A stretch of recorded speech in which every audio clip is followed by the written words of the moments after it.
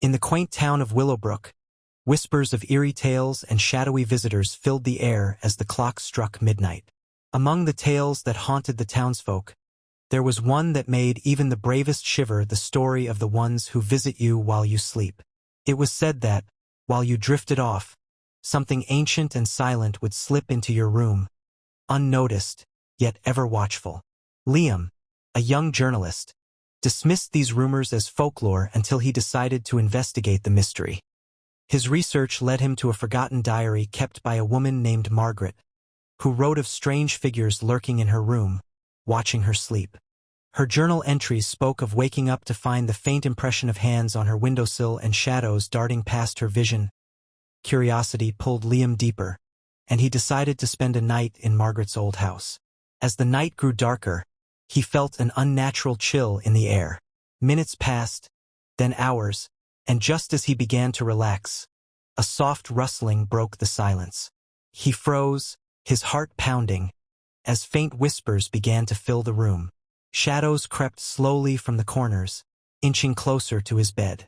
Paralyzed by fear, Liam could barely breathe as the shadows circled him, whispering secrets of the night that chilled his soul. They were the ones who visited restless spirits drawn by loneliness and mystery, forever trapped in a world between night and dawn.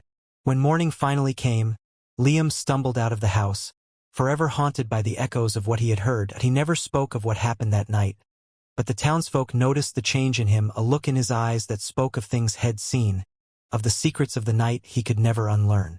And every time someone asked, he would simply warn them, never fall asleep without knowing who watches over you. As days turned into weeks, Liam couldn't shake the haunting memories from that night in Margaret's house. He had tried to dismiss it, convince himself it was a dream or a trick of his tired mind. But he knew too well that what he'd experienced was real. Shadows now seemed to follow him, lingering just out of sight. At night, as he lay in bed, he could hear whispers in the silence, like faint voices drifting through the walls. One evening, he received a letter without a return address. The handwriting was shaky, almost frantic, and the words sent chills down his spine. You've seen them too, haven't you? Beware, for once you know their secret, they follow you wherever you go. Determined to end the torment, Liam sought out every scrap of information he could find. Rumors led him to an old librarian named Evelyn, who had been collecting folklore about the night watchers for decades. When he asked her about them, she looked at him with wide, fearful eyes. They're not just shadows, Liam, she whispered. They are lost souls, wandering between our world and theirs. They latch onto those who seek them out. By seeking their secret, you've become their prey. Evelyn handed him an ancient, dusty book, bound in worn leather. Inside, the faded pages described an ancient ritual, one that might sever the bond between him and the watchers. But there was a price to be paid. The ritual required him to spend 3 nights alone in Margaret's house, each night drawing closer to the midnight hour when the spirits were strongest. With no other choice, Liam returned to the house, his resolve hardened. The first night was tense but silent. The shadows stayed just beyond his reach, watching. On the second night, they crept closer, filling the air with whispers so haunting he could barely breathe. By the third night, he was ready to face them.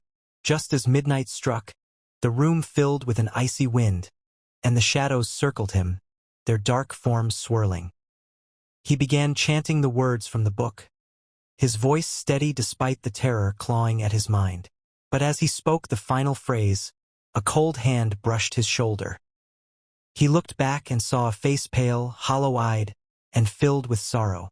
It was Margaret, she whispered, her voice like a fading echo.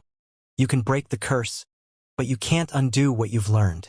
They'll always be near, in the corners of your mind, waiting for another curious soul. When the last word of the ritual left his lips, the shadows dissolved into nothingness, leaving the room in an eerie stillness. Exhausted, Liam stumbled out of the house into the first light of dawn. Though he had broken the curse, Margaret's warning lingered. He would forever see the shadows, feel their silent presence. And when others spoke of eerie whispers and shadows in the night, he would offer only one piece of advice: some secrets of the night are best left undisturbed. From that day forward, He knew the watchers would always be near, and he carried their secret, a reminder of what happens when you invite the shadows too close.